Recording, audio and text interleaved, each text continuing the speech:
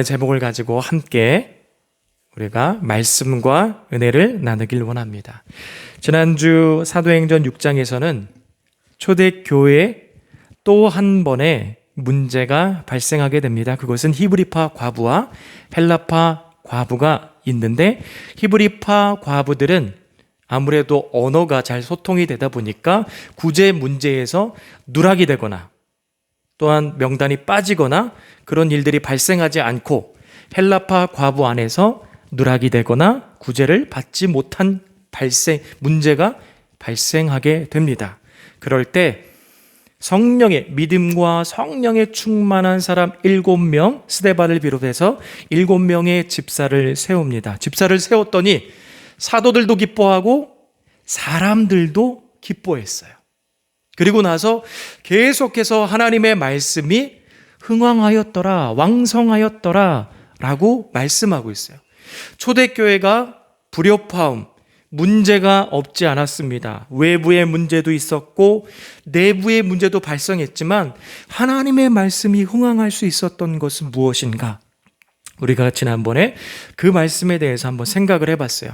흥왕할 수 있었던 것, 말씀 자체에 능력이 있었기 때문에. 가말리엘이 선포하죠. 사도들이 전하는 말씀은 사람에게서 난 것이 아니라 하나님에게서 난 것이다. 그렇기 때문에 히브리서의 말씀과 일맥상통하는 거예요. 하나님의 말씀에 활력이 있고 이 활력은 생기도 되고 또한 에너지도 된다. 그러니까 이 말씀 자체가 살아있는 거예요.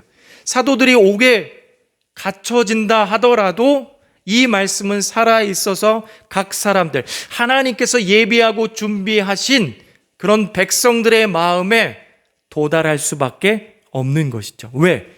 하나님께로부터 이 말씀이 났기 때문에. 그래서 막 돌파가 되는 거예요. 제자들의 마음이 돌파가 되고 그 말씀에 돌파가 되어 말씀의 씨앗이 심기기 시작하는 거죠. 헬라파 유대인들에게도 돌파가 되고 이방 땅, 그 사마리아, 상처가 있는 사마리아 사람들에게도 말씀이 돌파가 됩니다.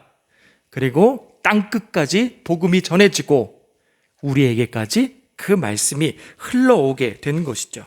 그리고 이 말씀이 전해지지만, 교회 가운데 말씀이 선포되지만 지구상의 모든 교회는 불협화음이 나올 수밖에 없다. 왜? 의인들의 모임이기도 하지만 우리의 모임이 죄인들의 모임이기도 해요.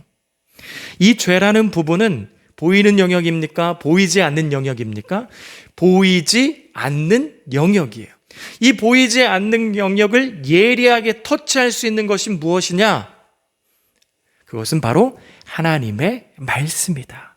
그렇기 때문에 부족하지만 불협화음 가운데 있지만 말씀 앞에 우리의 자신을 세웠을 때 우리는 다시 한번 함께 연합하고 하모니를 만들어갈 수 있는 것입니다.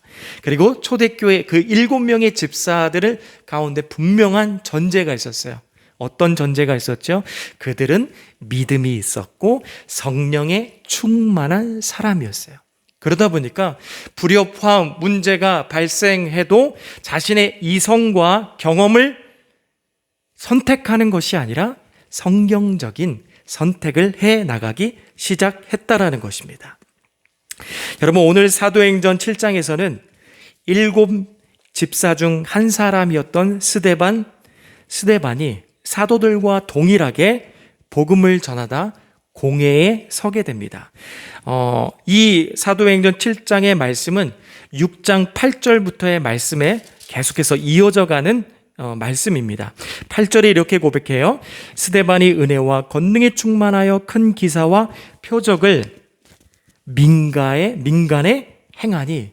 그러니까 5장의 사도들도 표적과 이적들이 막 나타나요. 예수님이 가르치고 전하고 고칠 때 능력이 나타났던 것처럼 사도들에게도 능력이 나타나고 이 7 집사 중에 한 사람이었던 스데반에게도 표적과 기적이 나타나는 거예요.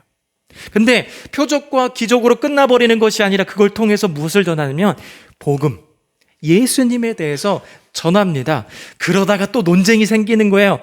논쟁이 생기는데 어떤 사람들과 논쟁이 생기냐면 구레네인, 알렉산드리아인 길리기어와 아시아에 온 사람들과 논쟁이 시작되는데 스데반이 성령이 충만한 사람이에요.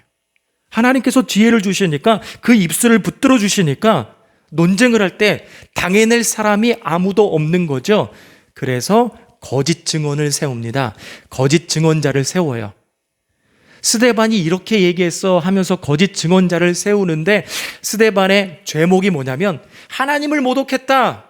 모세와 율법을 모독했다. 성전을 모독했다. 그러면서 거짓 증언을 세워요. 그래서 공회 앞에 스데반이 서게 된 거예요.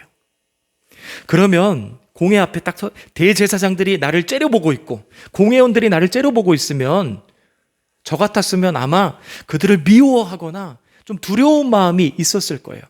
그런데 스데반은 어떻게 그들을 향해서 뭐라고 이야기하냐면 7장 2절에 보게 되면 여러분 부형들이여 들으소서라고 이야기를 해요. 여기서 부형들이라는 무슨 말이냐면 나의 형제여 나의 아버지들이여 라는 표현이에요. 나를 시기하여 고발하고 거짓 증언을 세운 그들을 향해서 뭐라고 이야기하면 나의 형제들이여 나의 아버지들이여 라고 그렇게 사랑하는 마음을 갖고 여전히 그 앞에 쓴다라는 거예요. 그리고 스데반이 겁먹은 표정이 아니라 그의 표정 얼굴이 어떻게 되냐면 6장에 보게 되면 천사와 같더라 라고 이야기를 해요. 그런 표정과 그런 마음들 가운데 이야기를 해요. 2절부터 여러분 50절까지 7장이 되게 방대합니다. 내용이. 왜냐하면 스데반이 구약을 다 꿰뚫고 있는 사람이야. 그래서 그 내용들이 되게 방대한데 그거를 압축해서 여러분들과 잘 나눌 수 있도록 기도해 주시기 바랍니다. 네. 스데반이 구약에 대한 이야기를 하는데 첫 번째는 아브라함에 대해서 이야기를 해요. 그리고 요셉에 대해서 이야기를 합니다. 그리고 세 번째로는 모세와 광야 생활, 율법을 얘기해요. 그리고 마지막으로는 솔로몬의 성전에 대해서 이야기를 하는 거예요. 이 네 가지의 이야기, 물론 더 많은 이야기들이 나오지만 이 네 가지의 이야기를 하는 것은 나 지금 억울해. 난 그런 얘기 한 적이 없어. 자신을 변론하기 위해서 이야기하는 것이 아니라 지금 대제사장들과 공회원들의 신앙관이 삐뚤어진 거예요. 성경을 바라보고 있지만 성경을 봤지만 구약의 말씀 율법들을 봤지만 그 율법을 통해서 하나님의 뜻을 알기보다는 하나님의 뜻을 제대로 알지 못한 거예요. 그래서 스데반이 내게 은혜가 있는 것처럼 너희들에게도 은혜가 있었으면 좋겠어. 너희들의 신앙관을 바꿔야 돼 라고 하면서 하나님에 대해 모세 율법에 대해서 성전에 대해서 다시 한번 오해하고 있는 이 부분을 수정해 나가고 있는 거예요. 자신을 변론하기보다는 이들의 삐뚤어진 신앙관을 고치고 나에게도 하나님의 은혜가 있었던 것처럼 너희들에게도 하나님의 풍성한 은혜가 있길 원해. 그런 사랑하는 마음을 갖고 스데반은 지금 자신을 변론하거나 설교해 나가고 있습니다. 여러분, 아까 전에 제가 방금 이들의 신앙관이 잘못됐다라는 이야기를 했어요. 대제사장과 공회원들의 신앙관이 잘못됐는데 어떻게 잘못됐는지 제가 구약의 두 가지 말씀을 통해서 좀 짚고 넘어갈 때 짚었을 때 우리가 좀 더 풍성하게 이해할 수 있을 것 같습니다. 대제사장과 많은 유대인들은 시간이 흘러서 하나님에 대해 모세 율법과 성전에 대해서 왜곡하게 돼요. 자신의 생각으로 성경을 바라보고 판단하기 때문에 왜곡하게 됩니다. 그것을 바로잡길 원해요. 사무엘상 4장에 여러분 이스라엘은 블레셋과 전쟁을 해요. 두 번의 전쟁을 하는데 첫 번째 전쟁을 했어요. 이스라엘이 이겼을까요? 졌을까요? 졌어요. 블레셋과의 전쟁을 하는데 졌어. 우리가 진 이유가 뭘까? 원인을 파악할 수밖에 없잖아요. 그래, 실로에 있는 언약궤가 우리와 함께하지 않기 때문에 우리가 이 전쟁에서 패배했구나. 그래서 실로에 있는 언약궤를 가지고 와요.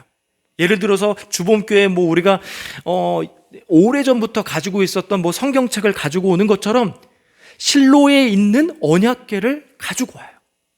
언약궤가 진영으로 들어옵니다. 사람들이 막 함성을 지르기 시작해요. 와, 우리가 블레셋과의 전쟁에서 이길 수 있다. 언약궤, 하나님의 임재가 강력하게 나타나는 이 언약궤가 우리와 함께하니 우리가 이기겠다라는 생각을 했어요.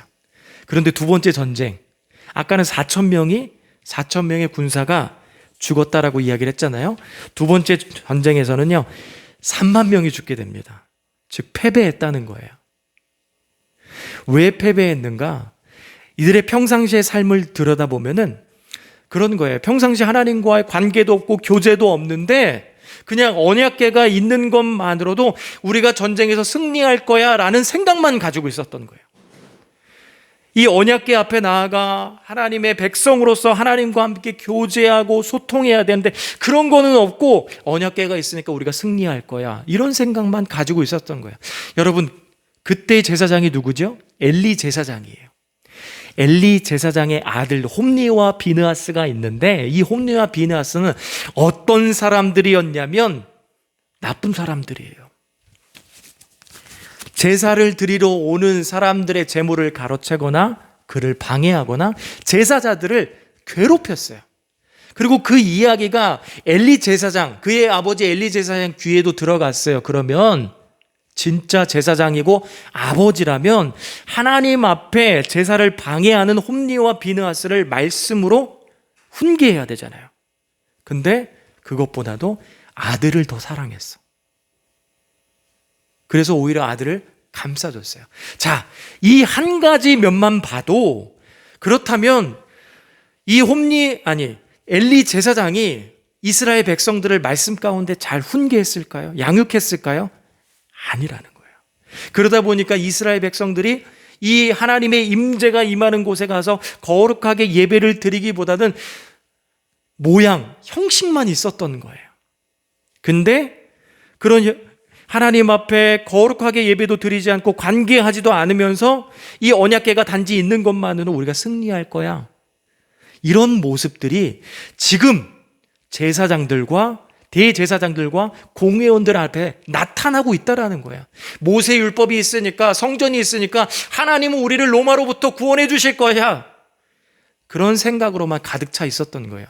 그리고 또 한 가지, 여러분 여호수아 4장에 보게 되면 여호수아와 이스라엘 사람들이 요단강을 건너는데 하나님께서 여호수아를 통해서 뭐라고 지시하냐면 이 요단강 안에 있는 돌들 한 12명의 사람들을 뽑아서 어깨에 돌을 메고 오라는 거예요. 2개의 돌을 메고 오라는 거예요. 그래서 한 돌은 제사장이 가운데, 그 요단강의 가운데 있는 자리에 12돌을 쌓고 하나는 길갈로 가져가서 12돌을 쌓으라는 거예요. 기왕 쌓는 거 한 명씩 아니라 각 지파에 한 100명씩, 그래서 아마 한 1200명이 가가지고 진짜로 이 일들에 대해서 크게 기억하기 위해서 피라미드, 이집트에 있는 피라미드처럼 쌓으면 좋을 텐데 하나님께서 그렇게 하지 않았어요. 그렇게 명령하지 않았어요.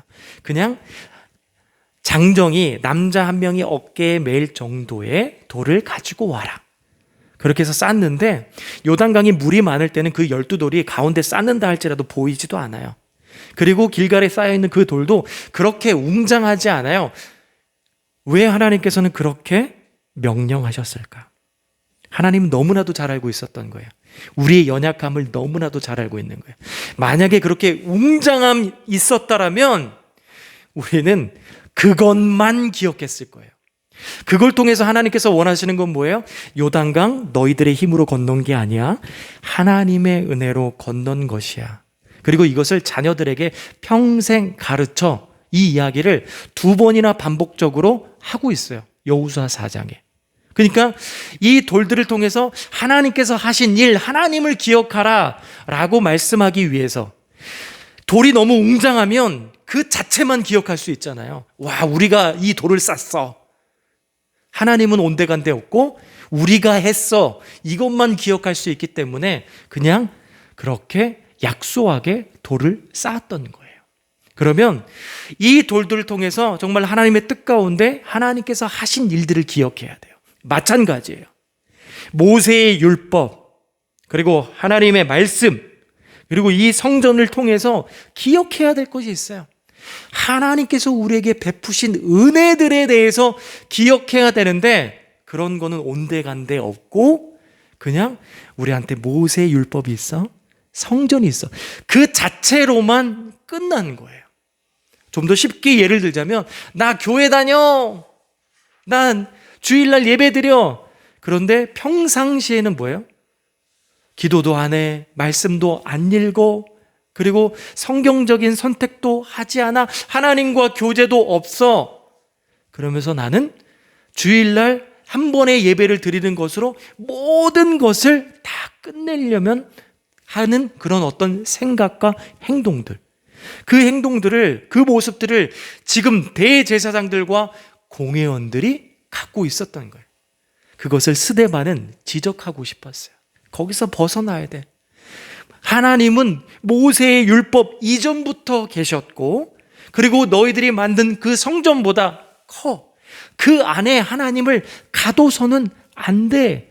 라고 이야기를 하면서 아브라함에 대해서 이야기를 합니다. 아브라함에 대해서 이야기를 해요.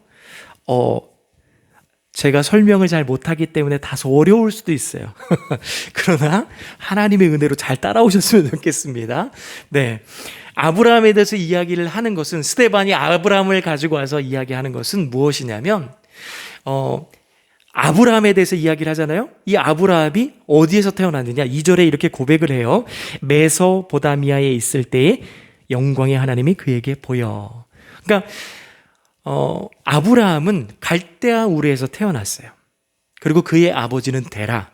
직업이 뭐냐면 우상을 깎아 만든 사람이었어요. 그렇다면 아브라함도 자연스럽게 아버지의 영향을 받아 우상을 깎고, 그리고 우상을 섬겼을 것이에요. 근데 그런 우상을 섬기는 갈대아 우르 가운데 있는 아브라함에게 하나님의 영광이 나타났다는 거예요. 그래서 하나님께서 소명을 주시고 친척 본토 아비집을 떠나서 내가 지시할 가나안 땅으로 가라. 아브라함이 하나님에서 잠시 주춤을 하지만 그곳에서 아버지를 묻고 장사를 지내고 하나님께서 말씀하신 가나안 땅으로 갔다라는 거예요. 여기서 우리가 중요한 것이 있는데, 그것은 뭐냐면 하나님의 영광이 어디에 나타난 거예요? 갈대아 우르에 나타났어요. 하란에 나타났어요. 근데 대제사장들과 이 공회원들은 어떤 생각을 하고 있었냐면, 하나님의 은혜, 하나님의 영광은 모세의 율법이 있는 가나안 땅, 예루살렘 땅, 그리고 성전이 있는 이 이스라엘에만 하나님의 영광이 임하는 줄 알고 착각하고 있었던 거예요. 근데 그러니까 하나님의 은혜를 제한하고 있는 거예요. 하나님은 더 크시고 더 큰 능력을 가지고 있음에도 불구하고 그 하나님을 너무 모세와 율법과 성전에 갇혀져 있다 보니까 그 안에 하나님을 가두려고 하는 거예요. 근데 아니다. 하나님의 영광은 가나안 땅을 넘어 저 이방 우상들이 있고 이방 사람들이 있는 그곳에 아브라함이 있었던 갈대 우르부터 하나님의 영광은 임했다라는 거예요. 여러분, 하나님의 영광은 교회에도 있습니다.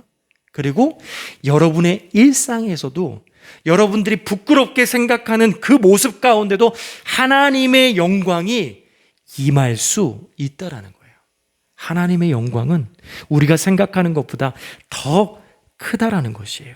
그리고 여러분, 할례 언약을 가져와서 이야기를 해요. 이 이스라엘 백성들은, 지금 대제사장들은 또 어떤 생각을 하고 있냐면, 우리가 모세의 율법을 잘 지켰으니까 지금의 비록 로마의 속국 가운데 있지만 그래도 이스라엘이란 나라를 우리가 만들 수 있었고 유지할 수 있었어라는 생각을 하고 있었어요. 모세의 율법을 우리가 잘 지켰기 때문에. 그거 아니다. 하나님의 언약, 약속이 있었기 때문에 지킬 수 있었던 것이야 라고 스데반이 다시 수정하고 있는 거예요. 여러분, 할례 언약, 이스라엘 백성들은 난지 8일 만에 하나님 앞에 할례를 행합니다. 그걸 통해서 우리는 하나님의 백성이야, 그 징표를 보면서 날마다 생각하는 거예요. 하나님께서 우리와 함께 하셔. 그리고 그 언약 때문에 정말 하나님께서는 이스라엘 백성들 가운데 간섭하세요. 제가 마태복음 1장을 여러분들에게 전하면서 족보에 관해서 이야기를 하면서 이 족보가 예수님께까지 흘러야 되는데 흐르지 못할 뻔한 일들이 얼마나 많았냐라는 이야기를 나눴어요. 우리가 성경을 보게 보면 여러분 창세기만 봐도 이 흉년 때문에 아브라함이 무엇을 선택하냐면 애굽으로 내려가는 것을 선택해요. 살기 위해서. 가나안 땅에 갔더니 흉년이 팡 터진 거예요. 풍년이 있어야 되는데 그래서 살기 위해서 곡식을 얻기 위해서 애굽으로 내려가요. 근데 이 애굽으로 내려갔더니 내 아내를 멜레크 이 아비멜렉 왕이 어떻게 해요? 뺏으려고 하지 않습니까? 그럼 사라가 사라지면 그 다음 자손은요?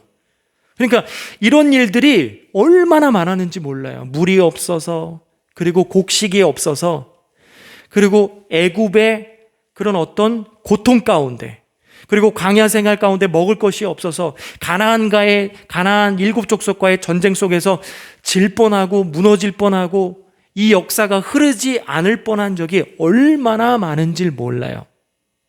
근데 그때마다 하나님께서 우리와 약속하신 할례 언약, 그 약속을 기억하며 하나님께서는 이스라엘 백성들의 역사 가운데 개입하셨다는 거예요. 여러분, 그 약속이 무엇입니까? 하나님께서 이스라엘 백성들에게 어떤 약속을 줬죠? 창세기 12장에 보게 되면 2절 3절에 이런 고백을 해요. 내가 너로 큰 민족을 이루고 내게 복을 주고 내 이름을 창대하게 하리니 너는 복이 될지라. 너는 축복하는 자에게는 내가 복을 내리고 너를 저주하는 자에게는 내가 저주하리니 땅의 모든 족속이 너로 말미암아 복을 얻을 것이라 하신지라. 하나님의 이 할례 언약이 있었기 때문에 지금의 이스라엘 백성들이 있었다. 착각하면 안 된다. 스데반이 그래서 아브라함의 이야기를 하고 할례 언약을 이야기한 것이에요. 그리고 두 번째, 요셉에 대해서 이야기를 한 것은 무엇이냐면 예수님에 대해서 이야기를 하고 싶었던 거예요.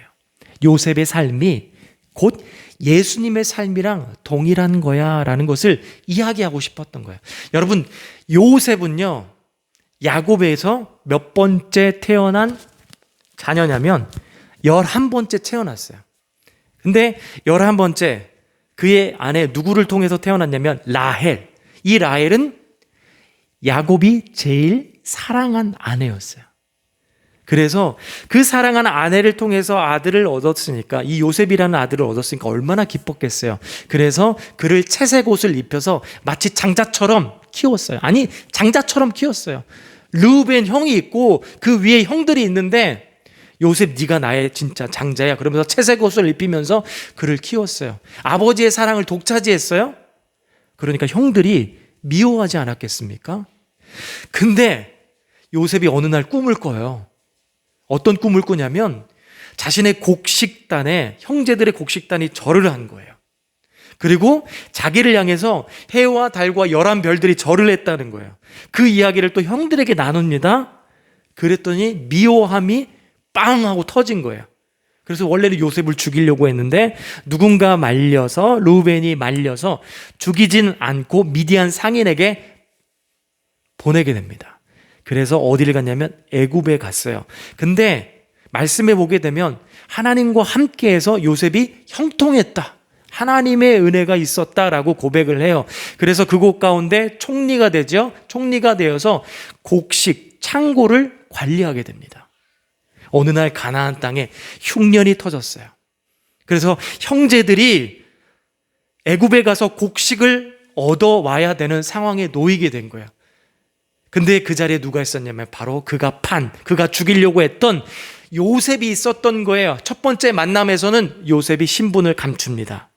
그리고 나서 두 번째 만남에서 이제 형제들이 얼마나 나에 대한 미안함을 가지고 있는 것을 확인하고 난 다음에 부둥켜 안아요. 그리고 얼싸 안으면서 함께 울고 용서합니다. 그리고 나서 요셉이 고백을 해요. 어떤 고백을 하냐면 형제들이 미워해서 나를 보낸 것이 아니라 이 모든 것은 하나님의 섭리구나.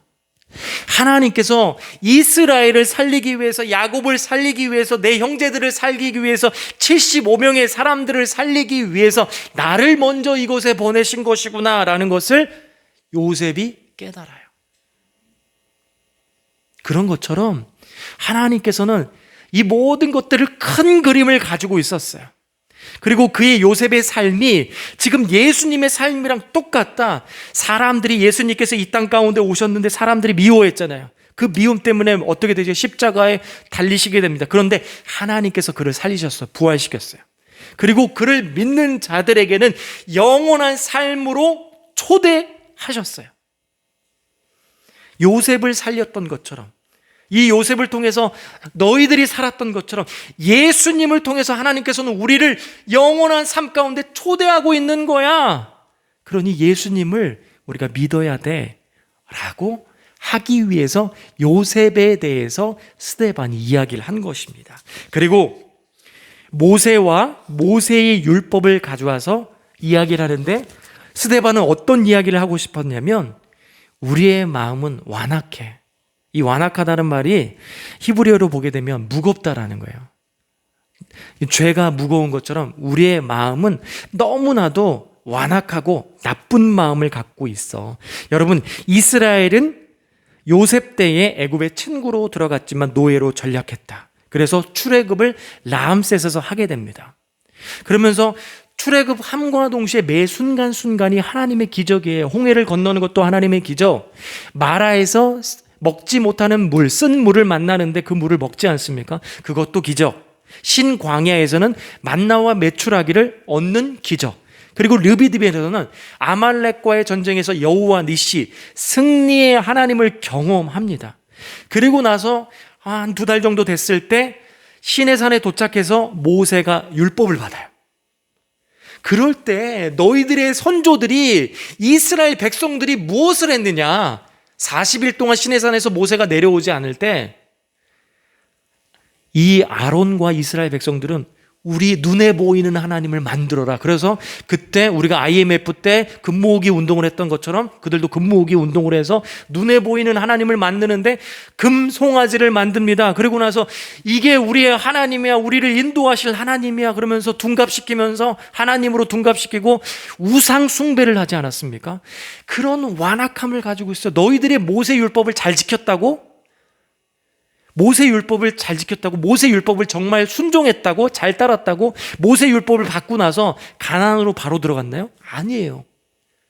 하나님의 말씀을 여전히 믿지 않고 순종하지 않았기 때문에, 오히려 의심했기 때문에 40년 광야 생활을 하게 된 것이에요. 이러고도 너희들이 모세 율법을 잘 지켰다라고 말할 수 있느냐? 아니야. 모세 율법을 잘 못 지켰지만 하나님께서 약속하셨고 긍휼한 은혜가 있었기 때문에 지금의 이스라엘이 있었던 거야. 제발 착각하면 안 돼.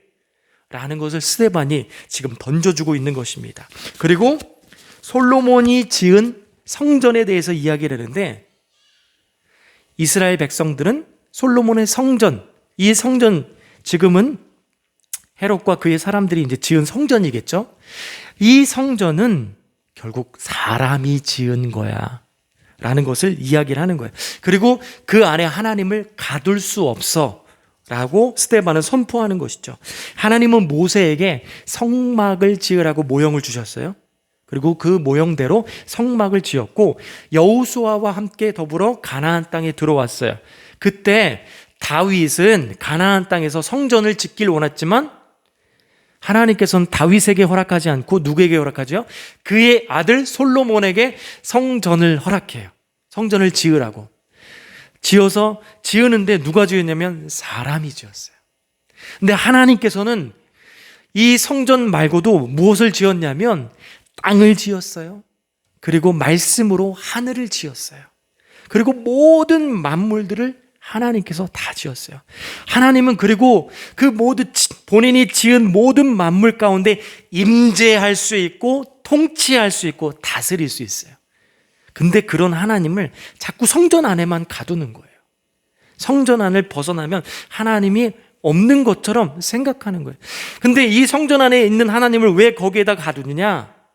마치 램프의 요정처럼 자신의 필요할 때만 하나님의 능력을 찾기 위해서, 사용하기 위해서. 그렇게 성전 안에 이스라엘 백성들이 하나님을 가두려고 한 거예요. 여러분, 하나님께서 이스라엘 백성들에게 성전을 허락하신 이유가 무엇입니까? 나의 능력을 거기다 가두라고? 나를 거기다 구속시키라고? 아니에요. 내가 이 성전을 통해서 너와 교제하고 싶어. 너와 함께하고 싶어. 성전도 어떻게 보면은요, 하나님의 낮아지신 중에 하나예요. 하나님은 모든 것 가운데 임재하고 통치하고 다스릴 수 있어요. 근데 이스라엘 백성들은 모세 율법만 바라보고 이 성전만 생각하다 보니까 자꾸 생각이 거기에 굳어져 버린 거예요. 그게 아니라 하나님은 모세 율법보다 크시고 성전보다 크시고 하나님은 어느 곳에서도 임재할 수 있어. 그런 하나님을 제발 제한시키거나 축소시키면은 안 돼. 스데반이 그의 신앙관들을 바로잡아 주고 있는 것입니다. 여러분, 그 말씀은 지금 오늘 우리에게도 동일하게 선포되고 있는 거예요. 우리가 때로는 교회를 너무나도 사랑해서 교회에만 하나님이 있는 것처럼 생각할 때가 있어요. 아니에요. 교회를 넘어 하나님께서는 모든 것 가운데 함께 하십니다. 임재하십니다. 여러분, 교회가 다산에만 60개의 교회가 있다라고 이야기를 해요. 그런데 전 세계적으로 이게 교회의 숫자를 세면은 정확하게 우리가 몇 교회가 있는지 정확하게 알 수가 없어요. 근데 분명한 것은 정말 많은 교회가 있다라는 거예요. 근데 이 하나님께서는 그곳에서도 예배를 드리잖아요. 많은 곳에서 예배를 드립니다. 근데 하나님께서는 이 예배들을 동시적으로 받고 임재할 수 있는 능력이 하나님께 있다라는 거예요. 하나님은 그 정도로 크신 하나님이에요. 그 크신 하나님을 알고 그 크신 하나님을 더 신뢰하고 그 크신 하나님을 따르는 저와 여러분이 되길 간절히 축복합니다. 말씀을 마치도록 하겠습니다. 함께 이 시간 말씀을 기억하며 함께 묵상하며 기도하기 원합니다.